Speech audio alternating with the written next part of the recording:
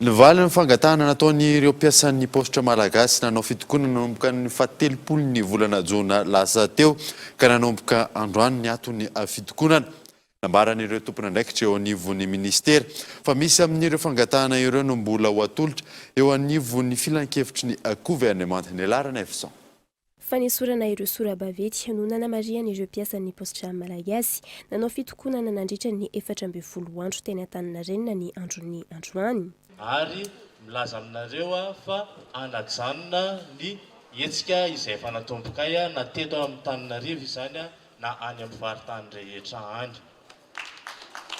Omaly no novaliany teo anivon'ny ministeran'ny postra sy ny fampitandavitra ny fangatahana nataon'izy ireo ary androany no natao ny fifanaovan-tsony fanekena teo amin'ny ministra tompon'andraikitra sy ny syndikan'ny mpiasa ny lamina napetraka. Nankataovan'ny ministera avokoa ireo teboka sy finangatahan'ireo mpiasa raha ny fanazavan'ireo tompon'andraikitra sangy misy amin'izy ireo no tsy maintsy miandry ny fankatoavana avy eo anivon'ny filan-kevitry ny gouvernement. Teboka sivy izy tao anatin'izany ny statut.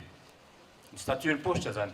Ny fanarahana ny statut fa hiaraka ny rototany telototany, hiarahana daholo zany. Ny équipe ministère, ny équipe ministre, miaraka amin'ny syndicat, miaraka amin'ny équipe direction générale, miaraka amin'ny CA, ny rehetra fa hiaraka amolavola io resaka statut omena ny postra malagasy io. Satria anisan'ny teboka zay nafanafana io resaka statut io nandritra an'ireny le fanehoan-kevitra teto reny. Anisan'ny nodinina tao koa le resaka hoe privatisation sa filialisation. Ny nanaovan'ny ao anaty SNI ao dia tolo-kevitra nomeny avy ety amin'ny syndicat hoe filialisation no ekenay fa tsy privatisation. No siniavina zany zavatra zany. Akoatra izay, ho afainganina ihany koa ny intégration'ireo mpiasa ECD eo anivon'ny postra malagasy raha ny fanazavana hatrany. Ny lalàna sy fitsipika narahana hatramin'izay mantsy dia hoe izay nahafeno enitaona ihany.